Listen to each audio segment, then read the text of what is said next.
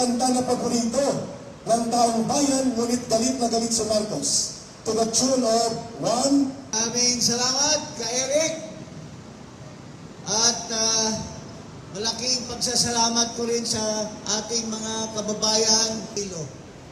Ang bigas na kanyang pinromesa na maging 20 pesos. Isaguraduhin na yung sindikato ninyo ang mabubuno sa Pilipinas. Nung bayan, tayo'y magwawagi. Marcos resign kasama ang Citizens Crime Advocates ng Quezon City. Anti-crime advocates. Pilipinas ay wala ng kalunasan sa baha. Bakit?